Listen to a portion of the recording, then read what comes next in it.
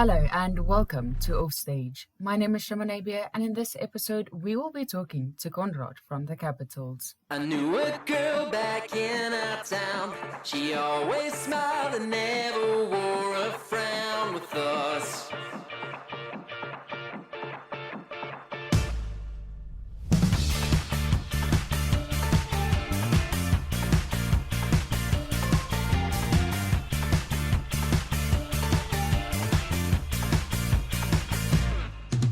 I knew a girl back in our town. She always smiled and never wore a frown with us.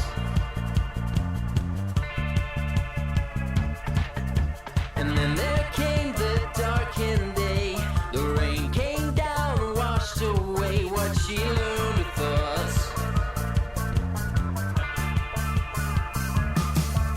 The color tent had pitched up in the countryside, and those who came too near their beliefs tried. When will you be back in town, girl? You ran away with the circus. When will you be back in town? You ran away with the circus.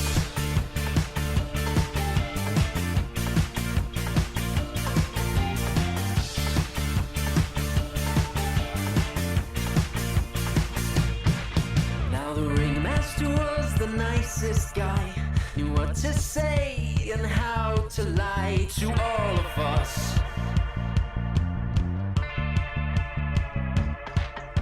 And then again the rain came down. The words he spoke had a different sound to all of us.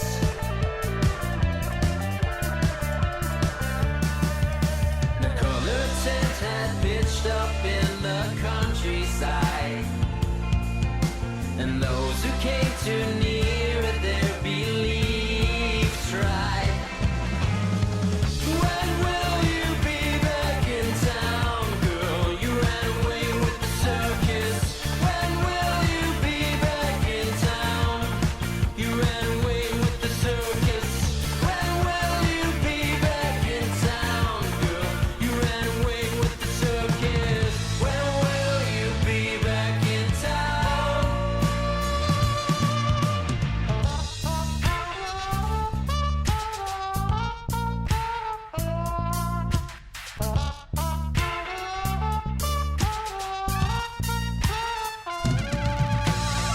You ran away with the circus, circumventing your circle of friends. And is your defense to run and hide? Son, I tried, it doesn't work. And your life seems dark to be difficult, detrimental, dismal. Your side's hearing, typically cynical. No one to talk to, no one to trust, no one to walk with, and nothing to wash the stains from your hands. Envy your plans, I'll tear them up and up you stand. You can empty your tears and fill up your cup to the brim. Don't see but don't give up and do not give in. Through the good, then if you lose or if you win, if you're out, I'm in. Come back and again and again, again, again.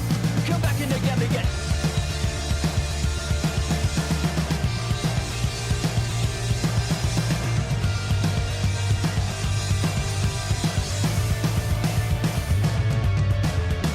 When will you be back in town, girl? You ran away with the circus. When will you be back in town? You ran away with the circus.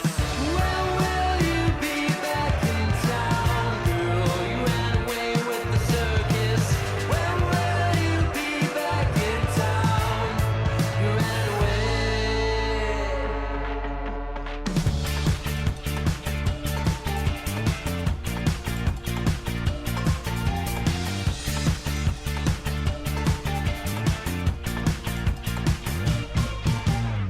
Hello, my name is Conrad. I am the lead vocalist and guitarist for the Capitals, and I pretty much also write all the songs.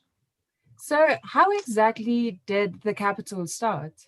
Oh wow, that is actually a very loaded question. It started out with 4 other people in 2016 as a band called Up Sexy, and then one of the people left. I joined, and then in February 2017, when another person left, we rebranded to the Capitals. So then we were 3 people. Then we got another 4th person, which is Seth, who was our bassist up until recently. And since then, the 2 other members have left. And at the moment, it was Wesley, Seth, and myself. And we literally played our last show with Seth at Deep Roots now in the beginning of December. And he's also leaving. So we did a bit of a rebrand thing. And now it's just me left technically in terms of the creative side for live shows. I'm still going to call upon Wesley, who's our guitarist, and then Mzamu, who's been playing drums for us he's played 2 gigs with us now, still very fresh. But yeah, so it started end of 2015, 2016, beginning 2016, and it's gone through a lot of iterations, and we are where we are now. So it's been a long road of change and development, but yeah, it's been a lot of fun. So with you that just mentioned the fact that most members have left. So you've mentioned that you've done your last gig with Seth. So what exactly is your plan going forward? We basically looked at how things sort of went over the last 2 years.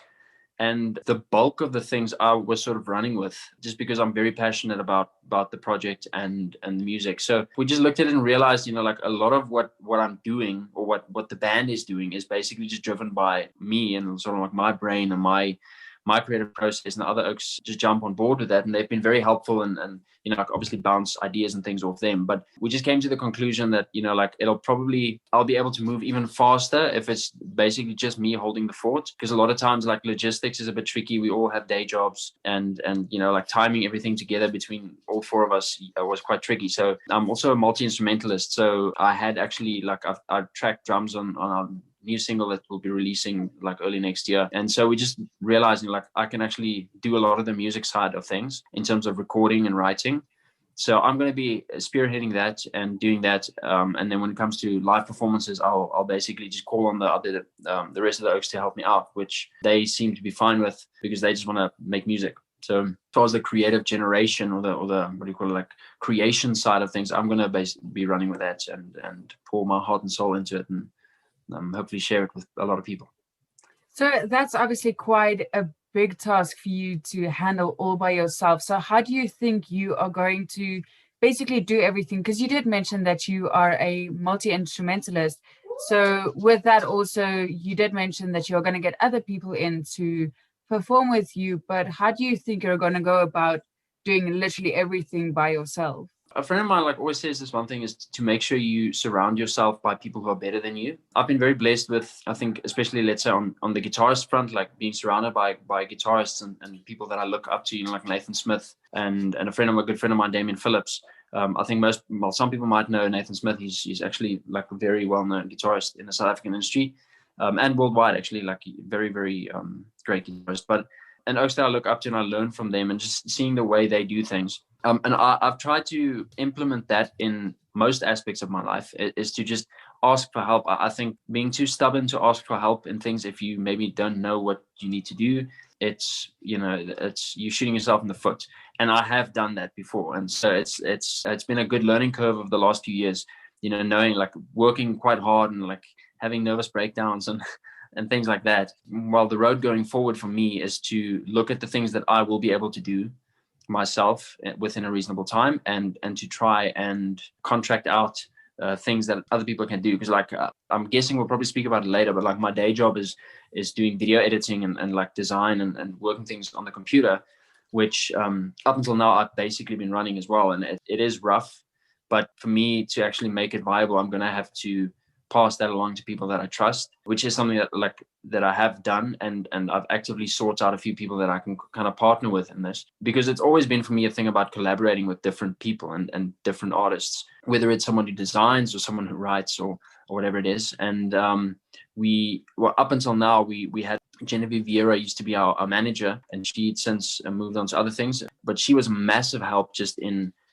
showing me how the industry works and sort of like what you need to do. And so now I'm sort of in a unique space where I get to make a lot of decisions and basically ask people for help specifically. So the idea would be to just generate funds with, I guess, like gigs and use that to be able to actually pay people to help. And yeah, I mean, it's difficult. It's like you actually need a team. You need a team to, let's say, handle the business side of things. As far as the music goes, like I'm just writing, obviously with lockdown, a lot of people were at home.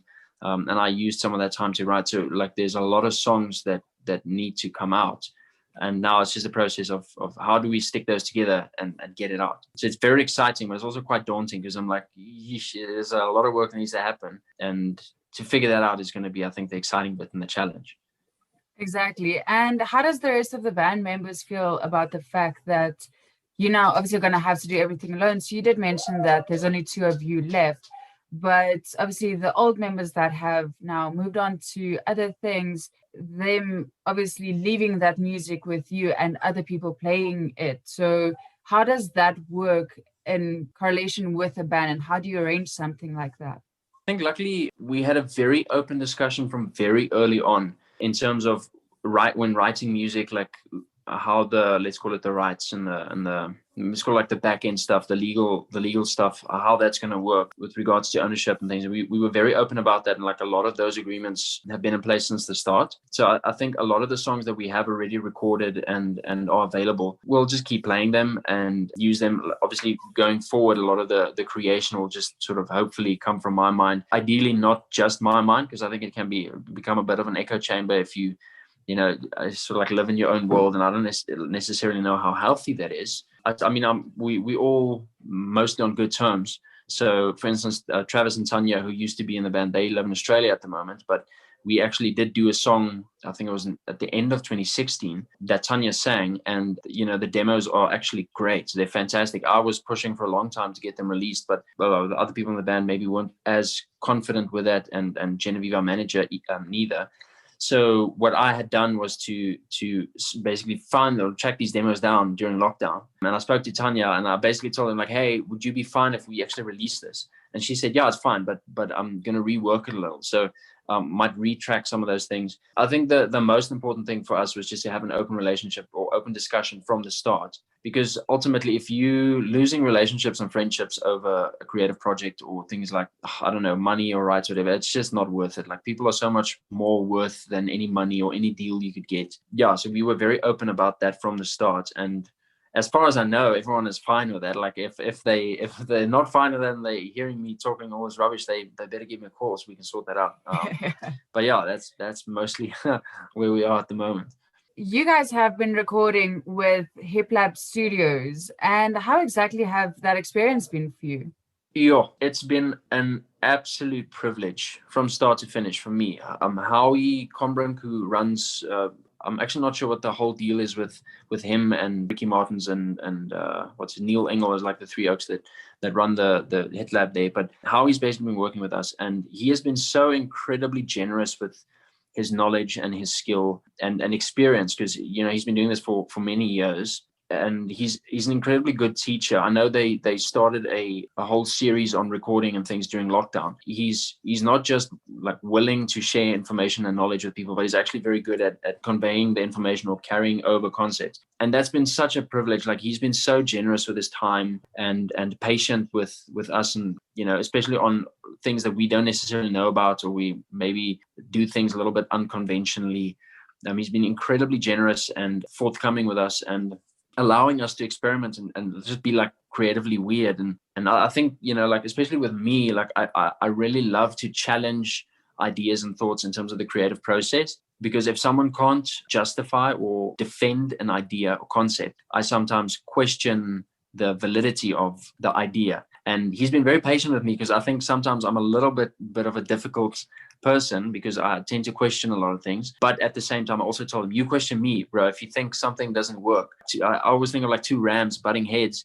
But ultimately, the one thing that I know is, like, he carries us. Like, it's almost like he's holding both hands together, and he carries us through into creating the song. So I've always felt very supported and incredibly creatively understood. Actually, he really does. He makes a lot of effort to make sure that he gets what you are trying to do. And it's been such a joy. I absolutely adore working with Howie. He's incredible, and he was on holiday now for a while, and he came back, and I'm very, very keen. I'm going to see if we can work in a few studio days during December now before the end of the year to get some songs out like early next year. I mean, that is so exciting, and it's really important to have a person that records you that is so open-minded to other things, because obviously that also gives you that mentality of like, I am free to do what I want, and you don't have to feel like, well, I don't know how we're going to approach this. And also it gives you the confidence that, no matter what idea you put forward, you know that he's going to mix and master it to your standard. Yeah, but he's also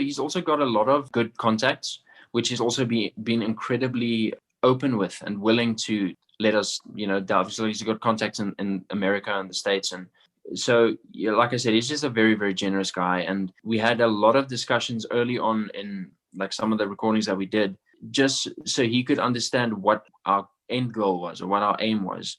And he also gave us a lot of good advice, which some of it maybe stings a little at first, but like if you simmer on it a little, he speaks a lot of truth. And no, he's the Hit Lab is hands down one of my favorite places to record that I've recorded so far. That's it. I haven't recorded that many places, but no, it's like I love going there. It's like a creative hub. The Hit Lab is a phenomenal place. So you mentioned earlier that you guys have a new song on its way. So that, well, you did mention that you're going to work on that. So do you think that's where you are going to record your new song? It's actually it's an interesting process. Like I was looking at some Instagram posts. When was it? Probably like August. I think we started recording one song in August last year, which is the song we want to release, which it's called Ever Young. And it didn't sit right. We just could not nail it down. And then lockdown happened. So we were sort of like forced to wait around a little. And I had many nights that I couldn't sleep. And like in my head, just rolling the song around, trying to figure out what's going on. So I think it was about a month ago, I went into the studio and we retracked the drums, which I played. And we kind of feel that it's in a good space. So, if I can get around to the studio in December, we'll do a few tweaks. But then he and I have also been talking, because I've got an idea for like a little bit of a side sort of solo project, which is a little bit more mellow, introspective. Let's call it depressing songs. I think that's a nice way to look at it. Like, because the Capitals things, a lot of it, Capital songs tend to be a little bit more upbeat, maybe happy, or just more energetic. Whereas I have a few songs that are very mellow, very low energy. I might actually spend some time in the studio to record some of that. But we've got the Ever Young song coming out in like early next year. And then, like I said, this track that I want to do with Tanya called Not Into You. I want to give that thing a bit of a polish and see if we can get that out sometime next year as well. That is so exciting that you guys have so much stuff happening and coming up. And I mean, especially for you as well, because you did mention earlier that you work as a film editor. So is it something that you have studied for, as well as being a multi-instrumentalist? Life takes so many weird twists and turns, right? I actually studied engineering. So I'm an engineer, and then I worked in that a little, and I was like, this is rough. Feels like it's killing my soul a little. So I did and I've been making like little movies and films and things since high school. So I decided to do a bit of a skill sharpening course in video and film, and then I managed to land a job in TV with Die Groot Ontbyt, that shows on Kyk-Net, an Afrikaans channel, in South Africa. And yeah, so basically that's my day job, and that's how I like pay the bills, and it allows me to, I suppose, be creative still during the day, which does have pros and cons, because some evenings I get home and I'm just creatively spent. So, but yeah, it's a difficult thing. But yeah, so I did technically get, I suppose, like formal training or accreditation for that. But I was thinking about it a while ago, and it's like, it's so weird how life takes you on this road, and then you go there and you go there, and then through that all, in terms of so you're asking about multi-instrumentalists, I don't think anyone ever goes out to say like, I'm going to be a multi-instrumentalist. I mean, I certainly didn't. I think it just happens. Like, I love music, and so I started out on guitar, which I basically only started because my sister started playing guitar, and it's the sibling rivalry thing. Like, hey, well, I want to be better than you. Yeah. So I did that, and then like eventually move on to drums. And I think it's just the appreciation of music forces you to want to learn more and want to explore. And the term multi-instrumentalist also just sounds so pretentious. Like, oh, I play multiple instruments. I can say like I can play guitar fairly well. I can play drums fairly well. I can play very little bit of piano, like maybe enough just to get by, a little bit of bass, I suppose, but the degrees to which I can play it well or proficiently, I think that's up for debate. So like multi-instrumentalist is also a bit of a vague term, because you don't play all the instruments as well as the next one or the previous one. And that's a very interesting question. I don't know if anyone's ever gone out and say, I want to learn as many instruments as possible, although I suppose someone would go and say that. I Yeah, mean, I don't if know. they do want to break records or they have quite a few siblings that they need to Yeah, upstand and be exactly. I like, mean, you know maybe you what, have I like can play everything. Okay, your guitar yeah, playing is pretty cute, but I can do way more than that. yeah, I'll beat you on the triangle, and then Yeah. like just move on to the xylophone, the glockenspiel, or whatever. Although that spoon thingy. Oh yeah, yeah, but that's I think isn't that more of, I don't know if they have it in Malawi. I don't know how much of a local, maybe African instrument that is. I don't know if I've ever seen a similar European looking thing. You're talking about the one of the little metal rods that you like play with your thumbs. Yes. Yeah, those things are so cool. I'd love to actually use that in a song once. That's a good point. I need to make a note of that. Can I get royalties for this? No, I'm kidding. For sure. Yeah, no, no, no. You gotta get the producer a fee. Exactly. So, with all seriousness aside, I Hmm. wanted to ask you, and I know this is probably not a very fair answer or question, but if you can choose one song that you relate to the most, what would you choose? The song out of our own that I relate to the most. That is a good question. Okay, is this music that's been released already, or songs that maybe haven't been released yet? So, for this one, we can make it more diverse. So, you can choose songs that haven't been released, but hopefully will be released quite soon. It's a toss up between two, but I'd say if I'm allowed to use things that or songs that haven't been released yet, I'd say this Ever Young song that we're planning to get out would definitely be right up there. I mean, I started writing it in 2014, so it's been coming with me for a while, and it's a song that it deals about death and people having fights with people and not telling people that you love them, or being open with people. I've always been someone who like I love encouraging people. I think that people are way too quick to criticize in the current climate of the world, and oftentimes people have misperceptions of what other people think about them, and if you can actually just be supportive, tell them that you love them while you still have the chance, because I have friends who like maybe had massive fights with their parents, and then the parents passed away and they never made peace. And I've always made a point of, when you leave someone, that could be the last time you see them. You have no guarantee that anyone will for sure turn up the next time you're supposed to meet up. Last year, it was last year. Within a space of 2 weeks, I almost lost my father and my mother on like separate incidents. That was sort of like, that solidified the song for me, because I always make a point of telling my parents I love them, but I was just like, yeah, like there's a validity to this, because it's not like the last time I saw them, I'm like, ooh, he might not make it, because like someone broke into the house and my dad got shot, and then my mom had like a health scare. It's sort of like a what do you call it, a double-edged sword, because I personally don't fear dying. It's something that happens to all of us. It happens at some point, and I have complete peace about that. But at the same time, I wouldn't want to leave this world and have someone sort of have doubts about where they stood with me, or maybe had a fight that wasn't sorted out. It's a song that I'm still also trying to place, because as we play it, every time we play it, and I listen to it, I'm trying to figure out with myself, is this song a happy song or a sad song? It's sort of that duality which I often find in life as well. Like some days I'm happy and some days I'm sad, and there's no real answer. It's like I always have this underlying joy, but some days I'm just down, and wanting to make sure that I don't know, choose to tell people how I feel. Very, very long answer to, I think, a simple question. I mean, you gave a very good answer, and I think that has opened many more doors for the song that you're going to release. Because now that when whoever listens to it, they can listen to it on a good day or a bad day, regardless of the fact that that's how you see it, they're going to see it the same way as well. And I think in a good way, you're going to remind people to listen, to just say like, hey, listen, I love you and have a good day or whatever, and just be honest to that. So I think the song is going to do very good in the aspect of what it means to you.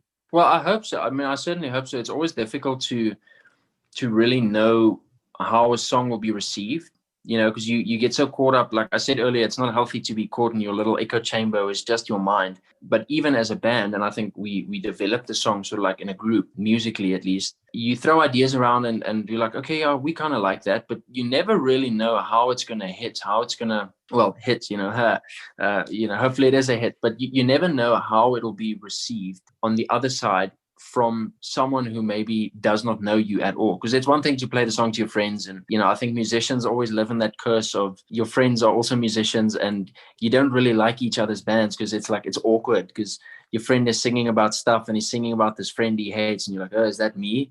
I don't know. But you never know how it'll go or come over. The one thing that I'm really thankful about is my sister actually, I gave her a very early rendition of the song a few years ago, and most of the song basically has remained unchanged lyrically and melodically. And she was listening to the song on a tour in, I don't know where they were, but it's a very isolated tour, like either Marion Island or Antarctica, or the Marion Island is halfway to Antarctica. So they were like on the boats and she was playing the song to some dude. And he had actually come back to her a few days later and it's like, that song reminds me so much of my mother. And so that's very encouraging to me because I'm like, that's exactly what it's supposed to do. Like, I want people to consider their relationships, like to consider people. And, I mentioned it way early in this conversation as well. It's like, I think people often place stuff in way higher value than people and relationships. Ultimately, like, people are what gives anything its value. For me, it's important to well, at least what I try and do is to show people, relationships are important. And if someone says, hey, this reminds me of my mother, then I know, okay, at least relationship wise, I'm ticking some boxes and pushing some buttons, which is what I like to do. So that's very encouraging. And I really hope that the song does come across in a good way. I'll just say there's a sonic element that we've added to the song that has proven to be quite a bit divisive in studio discussion and even with some people that we've played the song to, because that also largely impacts whether the song is considered a happy song or a sad song or a hopeful song and depressing song. And at this point, I'm really wrestling with it. And it's such a simple thing. It's I suppose I could probably say it's like a heart rate monitor, but from a hospital room. And it's just like, it's because of that sound, like it's such an abrasive sound. It's a sound that I think a lot of people know either from having been in a hospital room themselves or from like having watched a lot of movies where you have these dramatic scenes, because it can either be very soothing to some people or it can be completely shocking or traumatic for some people. And how do you manage that? How do you rate or decide what you want to put your audience through? And it's difficult because everyone listens to a song with their own lens or with their own perspective. I'm really sure that it will, but best of luck to you guys. And please keep us posted for when it does come out, because I saw on your Instagram that you guys do have a highlight of that. So I'm quite excited to now hear what it is actually about. So I have two non-serious questions for you. So the first one is, if you could pop up in any band right across the world, living or non-living, what instrument would you play and what band would you choose? The Beatles bass, hands down. No questions asked. Paul McCartney is the master. No, Paul McCartney is the master of the bass line. I think maybe not technically, musically, I think he laid so many foundations, and the Beatles are just fun. Like, it's just good fun, and it's very dated. I think some people, like, especially these days, very divisive. Some people like them, some people don't. I think the Beatles are great, and at least give them a chance. Exactly. I mean, they've made absolute amazing songs, and I mean, they've come so far given the era that they were placed in. So it's a great band to choose, and I'm so surprised still that you've like decided on it so fast. I mean, you can also just see how many bands, even up to today, like how many bands they've influenced. I think especially because in the era they played, they didn't have like auto-tune and loops and samples and stuff that we so, like, it's so readily available these days. They had to like think so far out of the box, and they really pushed the industry forward, and like they had a lot of fun, I think, in studio. And I think it's something that we can also learn from and not take ourselves too seriously. Exactly. So the second question that I have for you is, if you can put anything on a billboard, like virtually anything, whether it's band related or not, on a highway billboard, what would you choose and why? Wow, that's an interesting question. Would you do like Sure. a groot ontbijt versus the capitals? Would you like take work and music and like put that into one, or just neither? Well, I mean, like, it depends. Am I allowed to put anything on this billboard? Like, literally anything? Anything. Yeah. It'll, to be perfectly honest, it'll probably be some wordplay joke, like some pun or something, because I'm a big fan of wordplay, and I don't think, or like a dad joke. I'll probably put a really bad dad joke on the. I mean, all dad Actually, jokes yeah, are let's. bad. That's true, but we'll do something like, let's say my wife said I have to stop playing Wonderwall by Oasis because it's driving her mad. I said maybe, like, I don't know, because it's such an opportunity to like irritate people, and like, can you imagine having to drive past this billboard and see this stupid dad joke every single day? And get that song stuck in your Yeah, head. exactly. Actually, then I'll do a pun of like a way worse song. I can't think of a, not by that I'm not implying that Wonderwall is a bad song. It's actually a great song, but I'm saying, like, you find a song that's like very irritating. Perfect. So the very All last right. question that I have for you is, if you can inspire younger generations or basically any generation to pursue their dream in music, what would you say to them? I'd say why. Find the why. I think if you can find the why of what you're doing or anything that you are doing, that will determine a lot of how you go about it. If the why is to become famous, then just stop immediately. Like, it's not going to last. You're going to sacrifice a lot of your own, maybe morality, your own values and things, because you just need to get the sale or the next big thing. If you can find out your motivation for something, sometimes it forces you to check yourself a lot. And that has in the past forced me to say no to some elements or opportunities that were very, very promising and very lucrative. Now, looking back, I'm glad I did that. So that I'll say, if you can find your why, you are sorted, because that's ultimately the thing that'll keep you grounded and keeping in the right direction of what your vision is, or your creative idea. Oh, well, thank you so much, Conrad, for your time. And it has been amazing to see you guys play live at Deep Roots. Really, really appreciate the time, and it's been a pleasure speaking to you.